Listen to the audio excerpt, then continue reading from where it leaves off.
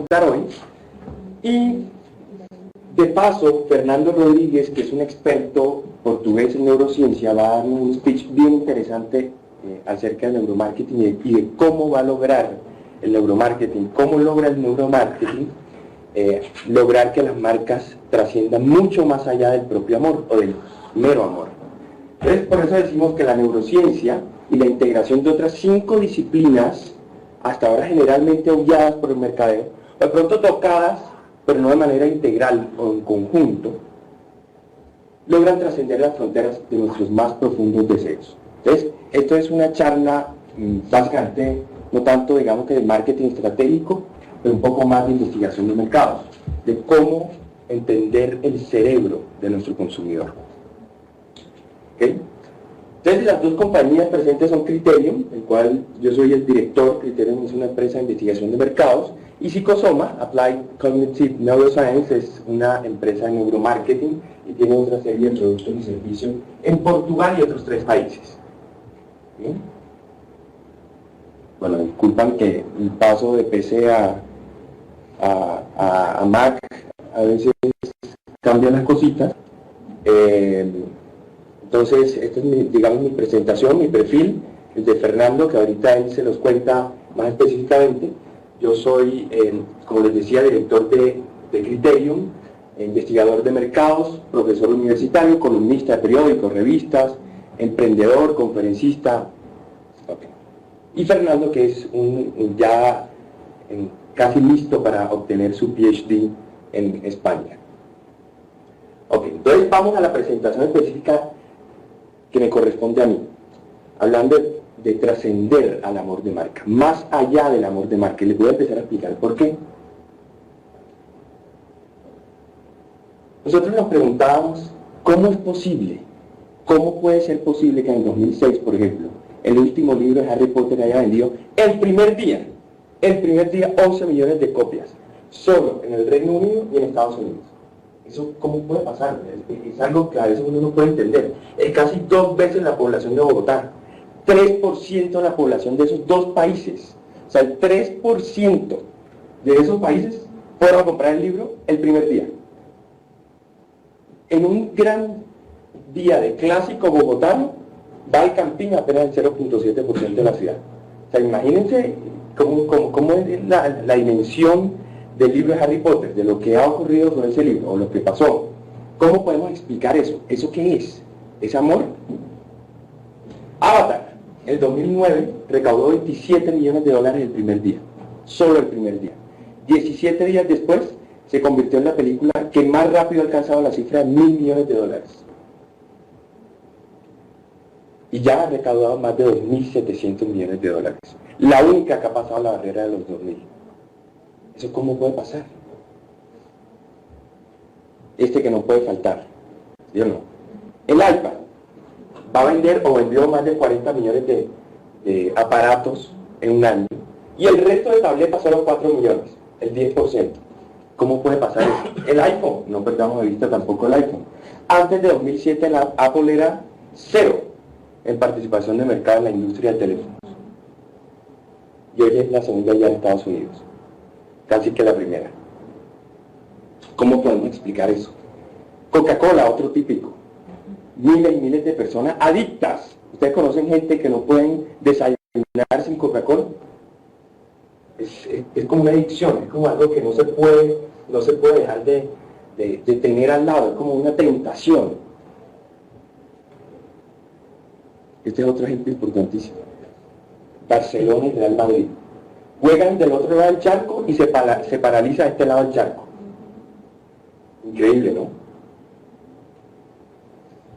Ese día del clásico, estas 2 marcas dominan los medios sociales y las comunicaciones por teléfonos inteligentes. Todo el mundo por BlackBerry, que va ganando, que gol de fulano, que ala Madrid, que no sé qué, del otro lado del charco. Increíble. ¿Cómo puede pasar eso? ¿Cómo podemos explicarlo? ¿Son love brands? ¿Ustedes creen que son love brands? Nosotros creemos que efectivamente hay amor de marca, pero pareciera que despertaran sentimientos más allá del corazón. A eso es lo que vamos nosotros. Pareciera que esto fuera mucho más visceral, una incontinencia visceral. Pareciera que naciera como de nuestras vísceras, de nuestras entrañas, más que del propio corazón. Algo más biológico que emocional. Pareciera que pudieran dominar nuestros impulsos más primarios, casi como que logran dominar nuestra mente, pareciera. Ya no sé si han escuchado antes de Clotaire Rapal. ¿Han escuchado? Un psicoanalista y antropólogo francés, residente en Estados Unidos, que escribió un libro interesante que se llama El Código Cultural, bastante conocido ya. Y él dice que el cerebro reptil nuestro siempre gana, o sea, el cerebro primario. Estamos familiarizados con eso del cerebro primario, el reptil, límbico, neocórtex, etc.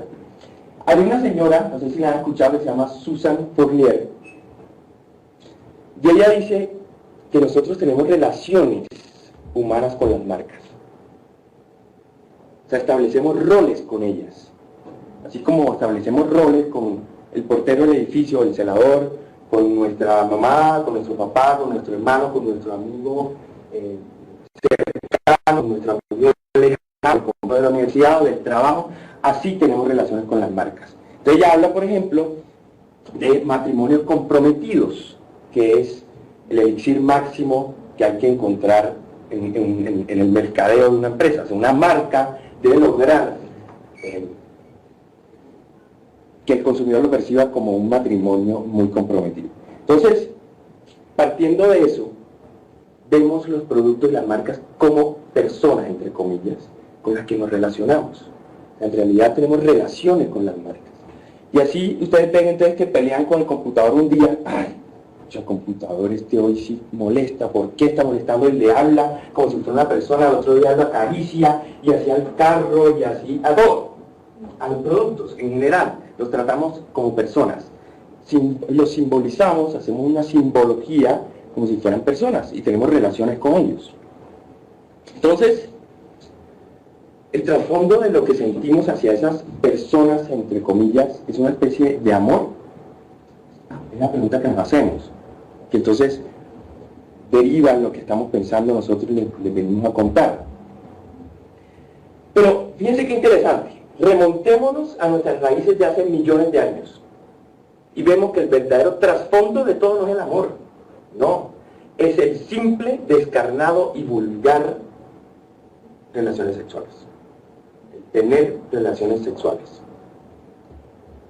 El amor es más, digamos, más chévere de hablar, menos agresivo, más bonito, más idealista. El amor de marca suena más bonito, pero en realidad nosotros somos animales, y si aceptamos que evolucionamos en millones de años, en miles de años, el fondo y el trasfondo de todo es simplemente poder tener relaciones sexuales para reproducirnos y trascender en el tiempo.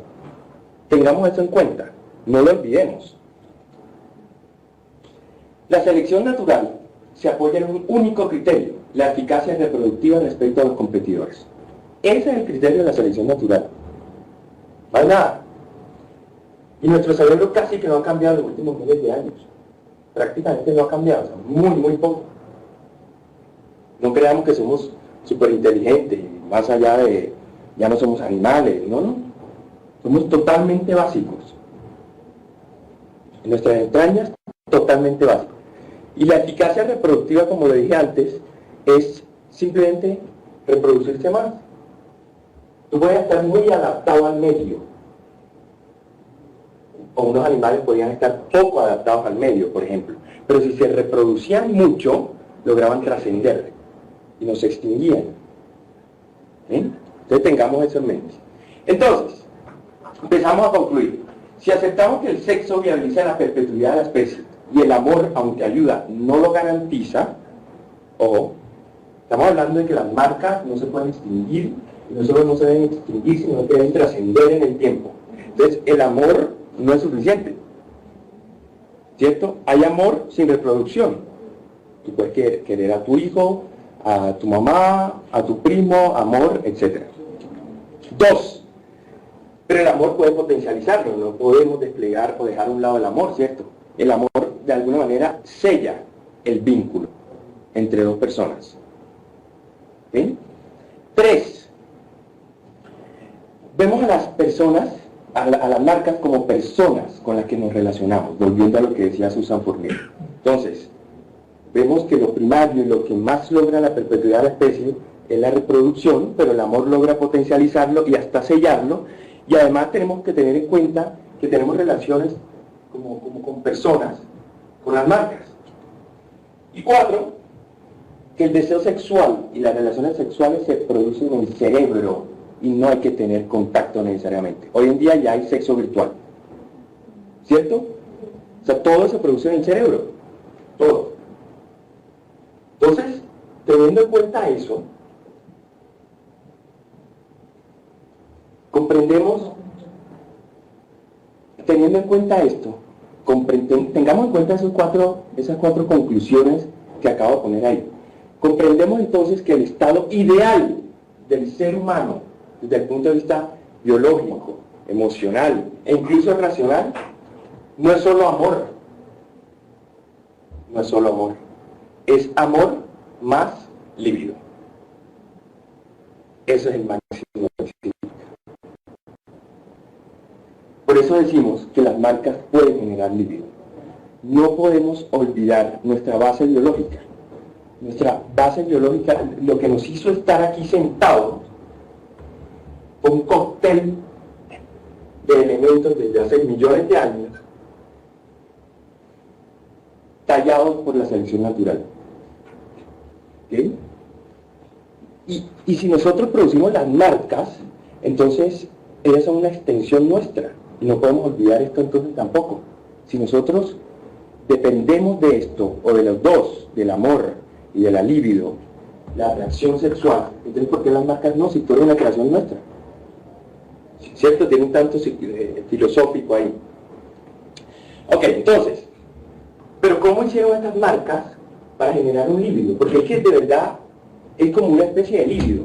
La gente cuando va a Disney casi como que no digamos, no estoy hablando de que hay que hacer publicidad sexual ni nada de eso, no, es simplemente lo que al final produce la marca en el consumidor. Es un deseo, es como algo visceral que no puedes dejar de comprarlo, de tenerlo, de usarlo. Vas a Disney y es encantador. El partido del Barcelona y el Real Madrid, la gente se le sale las babas.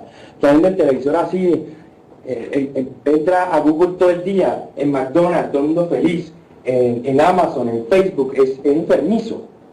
Es como una relación enfermiza, es más allá del amor. Exacto. Pero ¿cómo lo hicieron? Nosotros estamos convencidos que comprendieron de fondo e integralmente lo que mueve a su consumidor.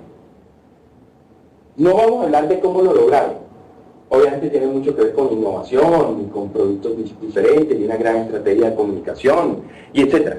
Pero desde el punto de vista primario, el primer paso, ¿cómo lo lograron? Entender de fondo e integralmente al consumidor. Lo cual ha sido nuestro propósito como investigadores toda la vida. Pero esta gente lo hizo mejor. Lo ha sabido hacer mejor. ¿Cómo creemos nosotros, entonces, que eso se puede lograr? ¿Cómo se puede lograr entender mejor y de fondo al consumidor y de manera integral para lograr que nuestra marca obtenga líbido, no solo amor, sino líbido de marca? Este es un modelito de la persona que mencioné antes, que dice que nuestra conducta se ve influenciada por la biología, nuestra especie, después por la cultura y después por la psicología individual. ¿Cierto? Y estamos totalmente de acuerdo con este modelo. Ahora, la investigación de mercados tradicionalmente se ha enfocado y se ha concentrado aquí, en la psicología. Muy importante, pero se ha concentrado en psicología. Entonces los psicólogos y las psicólogas tradicionalmente han hecho investigación de mercados. ¿Ok? Y desde hace relativamente poco, hace varios añitos ya, comenzamos a entender que la cultura era importante. Y entonces entró la antropología, ¿cierto? Y ahora las empresas de investigación usan a los antropólogos con los psicólogos y hacen etnografía, focus group, entrevista en profundidad, etc. Ok, listo. ¿Pero es eso suficiente? ¿Qué pasa acá abajo? Las empresas de investigación hoy en día, ¿qué hacen acá abajo?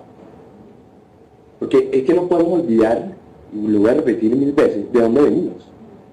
La biología dicta la mayoría, o en gran medida, nuestras decisiones de compra. Por eso es que nosotros estamos convencidos que para comprender integralmente al consumidor desde el punto de vista biológico, cultural y psicológico, la investigación de mercados tiene que tiene que permearse por otras disciplinas y por múltiples disciplinas. Entre más disciplinas, mejor. Por eso nosotros hemos llamado a esta investigación holística de mercados. Tradicionalmente, entre las diferentes disciplinas, hay muy poco traspaso de información entre ellas. Lo hemos visto, investigación de mercados, psicología históricamente y antropología desde hace unos pocos años. Pero ¿no hay más disciplinas que estudian al ser humano? ¿Que nos ayudan a entenderlo? Nosotros creemos que sí. Por ejemplo, para entender biológicamente al consumidor, ¿qué podemos utilizar? Obviamente la neurociencia, y ahí en eso Fernando nos va a ayudar mucho a partir de ahora de charla. Psicología evolutiva y etología. ¿Saben qué es etología? Exacto. El estudio del comportamiento animal para permitirnos entonces comparar o hacer un paralelo entre ese comportamiento animal y el de nosotros. Ayudarnos a comprender mejor cómo manejamos nuestras actitudes y conductas. Desde el punto de vista cultural, ¿solo antropología? No, podemos incorporar historia, análisis histórico, porque analizando la historia comprendemos cómo actuamos hoy. Psicoanálisis o técnicas psicoanalíticas para comprender las improntas. Eso se lo contaré ahorita más adelante. Lingüística, podemos hacer análisis metafórico y obviamente antropología. Les voy a dar ejemplos de cada uno. Y por último, digamos, la psicología individual, obviamente la estudia de la psicología y la lingüística, pero este es un aspecto en el que ya ha estado enfocada la investigación de mercados. Entonces nos vamos a concentrar, es en la parte biológica y cultural. ¿Qué es lo que poco ha tocado la investigación de mercado, la industria de la investigación de mercado? Por ahí hay empresas de manera individual que se enfocan en lingüística, entonces hacen análisis semiótico, no sé qué. Otras hacen más que todo psicoanalítica, entonces buscan las improntas, pero son especializadas en un campo, no tienen en cuenta todos los campos para comprender integralmente al consumidor, que es lo que nosotros estamos convencidos, de lo que estamos convencidos. Hay que echar mano de todo de lo que el hombre sabe, de todas las disciplinas que hemos desarrollado para entender el cerebro. ¿Para qué solo uno, solo dos? Si hay más.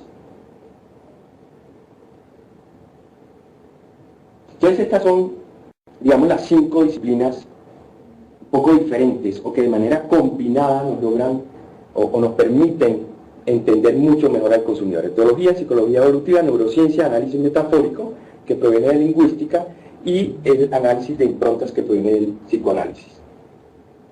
Entonces les pregunto, ¿qué están comprando ellas?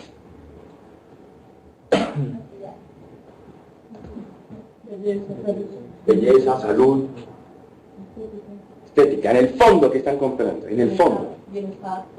Esperanza, digamos.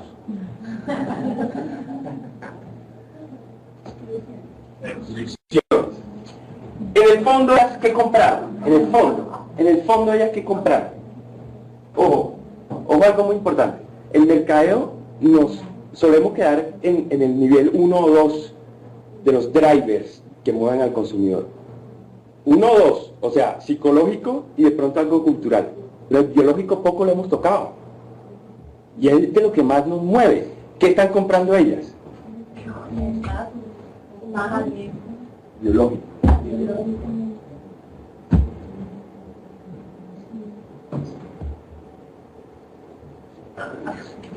¿Te quieres ver bonita para qué?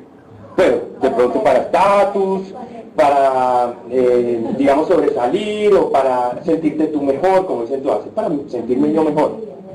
Pero en el fondo, ¿para qué es? Para los hombres. Bueno, para las otras mujeres, ¿para qué? ¿Quién lo dijo? Ah. Para las otras mujeres, ¿para qué? Puede ser. Puede ser. Somos muy básicos, somos primates. Somos todos aquí primates. Ellos, en un salón VIP de Avianca, ¿qué están comprando?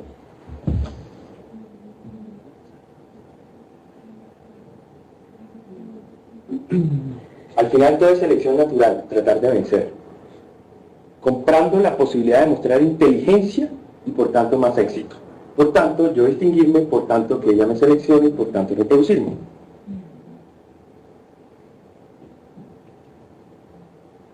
Entonces, ¿cuáles son los preceptos en los que creemos? Esto ya lo sabemos todos. El consumidor no sabe lo que quiere. Eso ya lo sabemos desde hace 20 años, creo yo.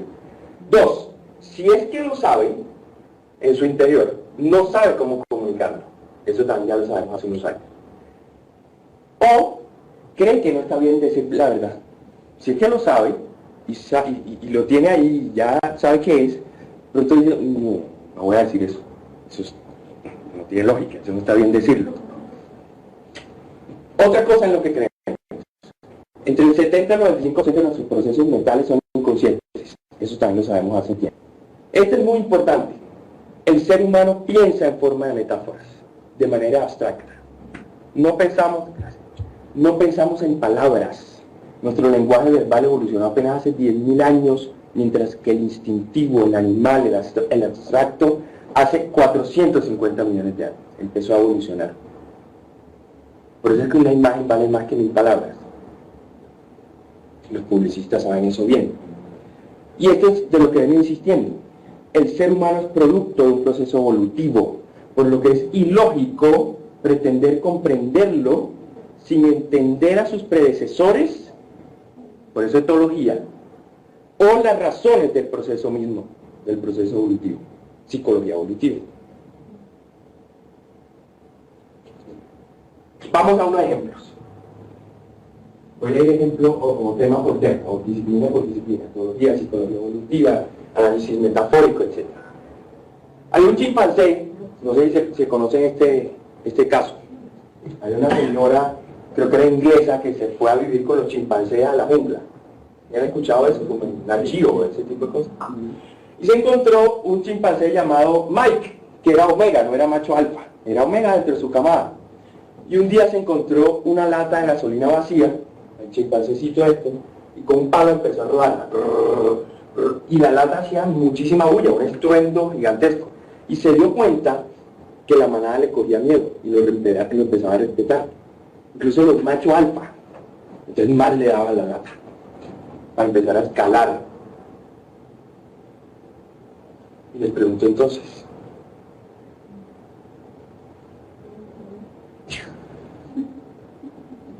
¿qué diferencia hay con la Harley?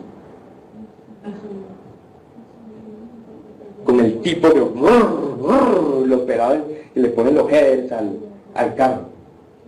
No hay mucha diferencia. El fondo es el mismo, pero viene de etología. Esto no lo sabe un antropólogo dependiendo de qué rama, un psicólogo, no, esto es etología. Nos ayuda a comprender mejor la razón por la que hacemos las cosas, o los drivers para una marca específica, o para una categoría específica. Entonces por eso tenemos que tener en cuenta esta disciplina, muy importante. Psicología evolutiva. Un caso. Estos dos que están comprando, el que compra esto y el que compra esto.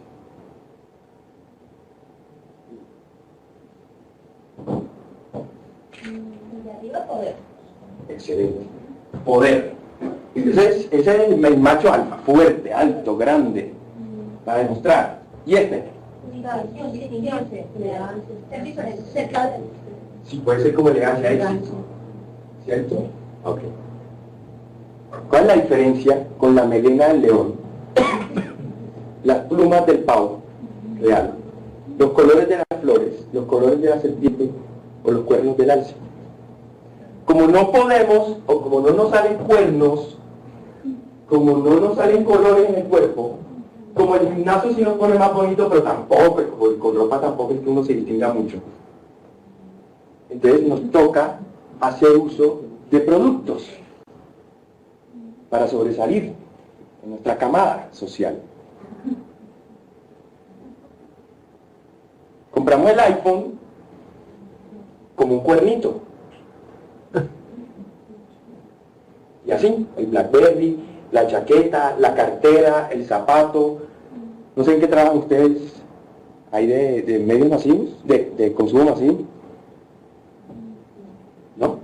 ¿Productos de consumo masivo? ¿Ahí trabaja? Bueno. Forever 21, ¿no han escuchado? La tienda de ropa como de peladas de Estados Unidos. Esta gente ha hecho algo interesante, y es que de manera muy sutil hace que las peladas se sientan unas reinas. Y la coronita y el sentirse reina básicamente es el cuerno del alce o la melena del león, es atraer. ¿Por qué? Porque ellos dentro de sus tiendas, no sé, ¿alguien ha ido a algún producto hermano? En muchas de sus tiendas, creo que no en todas, ponen unas mesas tipo como victoriana, con el espejo tipo de reina, entonces los bowls de vidrio con todas las joyas adentro, baratísimas, pero igual se ve divino. Entonces las cogen, se las miden, se ven en el espejo, todo como de una reina victoriana.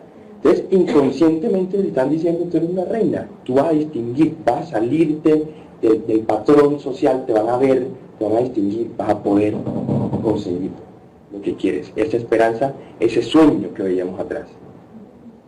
Entonces fíjense que la psicología evolutiva hay que tenerla en cuenta y se puede aplicar en el producto, en la innovación del producto, en el mejoramiento del producto, incluso en las comunicaciones, obviamente. Hay otro caso, con nombre de marca, para que vean cómo el nombre de marca desde el punto de vista evolutivo logra más fortaleza. En el fondo ¿qué buscan los adolescentes cuando van a un almacén de accesorios? Ya, digamos que ya es un poco lo mismo que hemos visto atrás, ¿cierto? Príncipe azul, conseguir al otro sexo, al final reproducirse. Hay dos nombres que conozco en Colombia, Lifestar y Planet Love. ¿Cuál tiene mejor aceptación desde el punto de vista evolutivo? Ninguno de los dos es perfecto, pero ¿cuál tiene mejor sintonía desde el punto de vista evolutivo? ¿Cuál creen ustedes? ¿Cuál? Total, Planet Love. ¿Lo han visto? Por eso Planet Love es exitoso, o en buena medida, pues no todas las razones de princesa, pero en alguna medida, porque el nombre te está diciendo: vas a un planeta de amor, a conseguir amor, el príncipe azul. Por eso hay que tener en cuenta mucho las diferentes disciplinas, psicología evolutiva también, en una de ellas, cuando uno va a definir el nombre de marca. Planet Love, voy a conseguir un amor. Lo representa muy bien con los corazoncitos. De alguna manera Andrés Carnedes también utiliza mucho los corazoncitos, ¿no? No Andrés, bueno, una de las razones es a sellar el amor o a conseguir un amor, ¿cierto? Listo, entonces ya hemos pasado de etología, un ejemplito de etología, algunos de psicología evolutiva, historia. Ya pasamos a la parte cultural. Ya hemos visto cómo entender desde el punto de vista biológico lo que nos puede influir. Y desde el punto de vista cultural, hemos aprendido que analizando la historia, estudiando la historia, podemos comprender muy bien cómo nos comportamos y cómo nos vamos a comportar. Desde cómo los colombianos consumen pasta hasta cómo consumimos cerveza, tiene que ver con nuestro pasado histórico. Y ya no tan lejos de millones de años o miles de años, pero sí de cientos de años.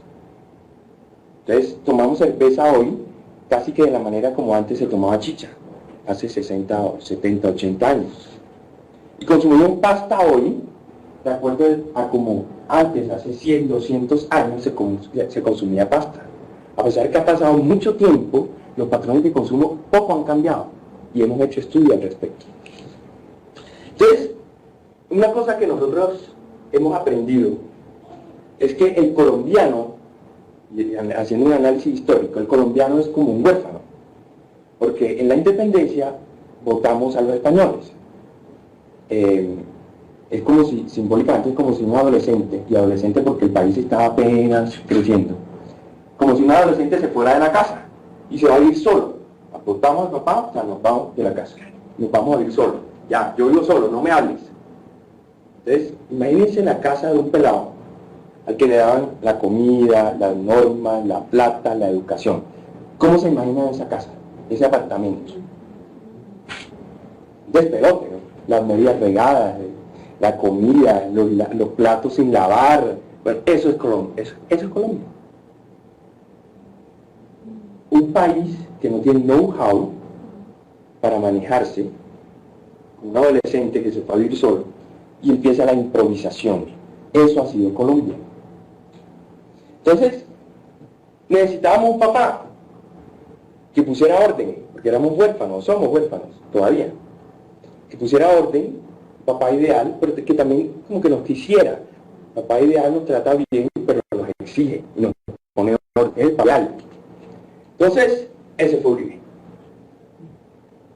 Obviamente no estoy defendiendo Uribe del mundo ni nada, pero en general hablaba fuerte cuando le tocaba, decía las verdades en la cara cuando le tocaba, trataba de explicar por qué hacía lo que hacía, en general. Hablaba informalmente y sin máscaras políticas evidentes, no tanto como un político, a pesar que fuera muy político, más como una especie de papá. Empleaba diminutivos, mijita, mijito, papá. Defendía su territorio, por ejemplo en Dominicana, cuando con Chávez y Correa cumplían muchas veces sus compromisos, o algunas veces, como los papás, algunas veces, y hasta perdonó de corazón a un ladrón. No sé si se acuerdan al principio de su mandato que el su billetera lo quería perdonar. Una especie de papá, o sea, nos estaba adoctrinando. Los colombianos estábamos y seguimos un poco en el peldaño de seguridad en la pirámide de Maslow. Y por eso necesitamos un papá que nos protegiera, que nos empezara a organizar. Es que aquí la gente hace lo que le da la gana. La guerrilla, el estruendo en las calles, se pasan los semáforos. Aquí en general la gente hace lo que le da la gana. El país, sin know-how, el país de la improvisación. Necesitamos alguien que nos ponga un tate quieto. Entonces, ¿por qué Santos sí quedó y Mockus no? Bueno, sin hablar de los errores de Mockus. Desde el punto de vista cultural, ¿por qué Mockus no quedó y Santos sí? Porque Santos es más papá, Mockus es más tío. Mockus es el tío alcahueta. Y no es lo que queremos todavía. Lo que queremos es todavía un papá que culturalmente nos siga diciendo qué hacer y cómo ordenarnos, cómo organizarnos. Esta es la imagen de papá. En un tiempo, yo qué sé, en 8 años, 12 años, 20 años, estaremos preparados para el tío ya más loquito o diferente. Todavía no. Otra cosa, los colombianos, que Colombia es, desde el punto de vista histórico, es terraquísimo y no puede entender mucho cómo entonces enfocar los productos y las marcas. Típica de nosotros, Dios quiera que no. Que quede en manos de Dios. O si no, un tipo que se iba a morir y no se murió, hoy no le tocaba. Lo que Dios quiera, que Dios nos proteja, típico. Entonces, somos de las sociedades que menos creemos en el libre albedrío. El supuesto destino predeterminado mueve muchísimas de nuestras decisiones. Y eso afecta a muchas empresas, a muchas categorías. Empresas de seguros, por ejemplo. De viajes, empresas de viajes, de educación. Muchas de nuestras decisiones de compra están influenciadas por eso. Porque pienso que el destino ya está escrito. Hoy no me tocaba morir. fui por el hueco ese, pero hoy no me tocaba. He tomado muchas de esas decisiones así. Nosotros encontramos, por ejemplo, que para empresas de seguridad y empresas de seguros, uno de sus sustitutos más fuertes era Dios. ¿Sí? Encomendarse a Dios, no va a pagar el seguro, ¿no? Dios me protege. Entonces, fíjense que desde el punto de vista biológico, influye muchísimo en las decisiones de compra, pues, y desde el punto de vista cultural. Vamos al otro, análisis metafórico, que tiene que ver con elementos culturales y psicológicos de la conducta de compra.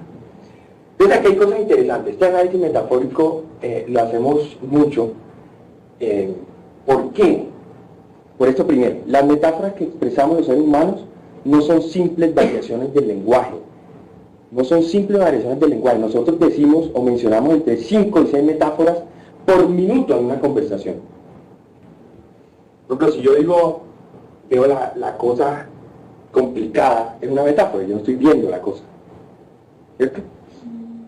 El cerebro cuenta con una zona especialmente dedicada a comprender el mundo a manera de metáfora. O sea, físicamente tenemos en el cerebro una zona dedicada a comprender y a emitir metáforas. Zona esta que percibe el inconsciente de manera mucho más directa y precisa que el lenguaje verbal. ¿Alguno han leído a Salmon, Gerald Salmon? Bueno, se lo recomiendo. De hecho, las metáforas que logramos comprender y retener forman literalmente afluentes neuronales en el cerebro. O sea, literalmente crean afluentes neuronales, porque saben que el cerebro es plástico, se puede modificar y crear conexiones neuronales. Este es un ejemplo muy famoso, no sé si se acuerdan, de hace muchísimos años, en la publicidad del bebé dentro de las llantas Michelin. ¿Cierto? Entonces, ahí es muy fácil comprender que la marca Michelin se asocia con la metáfora contenedor.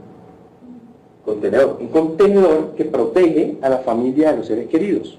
Solo desde el punto de vista gráfico, con que tú hayas metido al bebé en la llanta, ya estás mandando ese mensaje. Y la gente lo coge enseguida, inconscientemente. Es una llanta entonces que protege, contiene y protege a mi familia. Las mariposas. Los hospitales, por ejemplo, se suelen asociar con la metáfora de transformación, porque tú entras de una manera y sales de otra, te transformas. Las mariposas, los mensajes de transformación, por ejemplo, es un caso famoso, resultaron ser inspiradosísimos para los pacientes de un hospital. Pues pusieron, ¿saben? Las paredes típicas del hospital son blancas, así como todas, ya hasta tenebrosas. Les pusieron mariposas, pusieron mensajes de transformación en las paredes, en los ascensores, y los niveles de satisfacción se dispararon. Que la gente logró comprender mejor a lo que iba, a transformarse para bien. Y este es un caso chévere de lubricantes para vehículos, en el que encontramos una metáfora, un beneficio final nunca antes utilizado. Nunca antes utilizado porque las marcas de lubricantes siempre dicen lo mismo, protección, lubricación, etc. Y encontramos que las personas asocian el lubricante con una especie de tecnología que entra como unas manos, metafóricamente, como unas manos que entran al motor, lo cogen y hacen que funcione de manera más organizada y armónica, tanto como un reloj, o sea, con la precisión de un reloj. Entonces, fíjense, ese beneficio del lubricante nadie lo había visto. Se puede observar a través de una técnica como esta. Todo el mundo decía protección, lubricación, te limpia el motor, listo, eso es muy importante, pero hay otros beneficios que el cerebro percibe y hay técnicas para descubrirlo. Y la psicoanalítica, que es la última de las 5 que les traigo hoy. Esto es, digamos, no es del todo psicoanálisis, pero es inspirado del psicoanálisis. Es llevar a las personas al pasado para que logren decirnos su recuerdo más profundo y primario, su primer recuerdo en relación a algo, en relación a un concepto, en relación a un producto, en relación a una marca o una palabra. Y entonces uno lleva a la persona a su niñez, y en el caso de un papel higiénico, no preguntamos por el papel higiénico, preguntamos por el baño. ¿Cuáles eran las historias del baño? Y encontramos que para el colombiano, no, obviamente no para todos, pero para un buen segmento, el baño era un lugar terrorífico. O sea, y muy conscientemente, el baño para muchos colombianos es un lugar terrorífico. Las historias que nos contaban eran: me caí en el baño, me pegué en el baño. Mi mamá me pegó en el baño porque no me quería bañar. Me encerré en el baño a llorar. Me encerré en el baño para que no fueran a pegarme mis papás, porque hice algo malo. En el baño uno a veces en la noche mira al espejo y siente que le va a salir un fantasma. El baño es un lugar casi que de miedo. El baño es el primer lugar del día, el primer espacio del día donde te metes a coger impulso. No solo a desnudarte físicamente, sino emocionalmente, psicológicamente, para coger impulso, ir a la lucha diaria. Esa es el día a día típica del colombiano. ¿Cómo te ha ido aquí en la lucha diaria? Típica del colombiano. Pero la fuerza la cogemos en el baño. Por eso la radio en el baño. ¿Quién tiene radio en el baño? Equipo en el baño, música en el baño o algo. Nadie trabaja, nadie oye música. Bueno, entonces encontramos que el baño era un lugar muy importante para sentirse acompañado, para sentir apoyo. Entonces, con base en eso desarrollamos, junto con nuestro aliado, nuestra agencia de comunicaciones, Gran Comunicación, desarrollamos un papel higiénico. Este es un papel higiénico secundario que se encuentra en tiendas y en algunos supermercados. Ese seguidor se llama Nube. Entonces le transformamos el posicionamiento y le pusimos olor a fresa. El papel higiénico de olor a fresa. Porque encontramos que la fresa es un elemento que se asociaba bien con la diversión y el apoyo que la gente necesitaba en el baño. Y sin hacer publicidad masiva, porque no pudieron por cosas técnicas, las ventas aumentaron 44%. 44%. Entendiendo lo que la gente en el fondo quería. Combinándolo con marketing sensorial. Entonces, ese es... bueno, y superó su presupuesto en un 130%, como les decía, sin publicidad masiva. Eso es lo que nosotros creemos y estamos convencidos que hay que tener en cuenta para lograr líbido de marca, para que tu marca trascienda el amor. Es encontrar de fondo lo que mueve al consumidor. Y no puedes emplear una o dos técnicas, antropología o psicología, o solo psicología evolutiva, o solo etología, o solo... No, hay que combinarlas todas, porque como vieron, todas nos dan un poquito de valor. Cuando las combinamos y las metemos, como digo yo, en una licuadora, entonces ahí nos salen los deseos profundos que llamamos. Los deseos profundos que de verdad nos van a permitir innovar después, crear innovaciones, mejoramiento del producto y comunicaciones 360 grados para lograr entonces llevar una marca que trascienda el amor y llegue al líbido. Muchas gracias.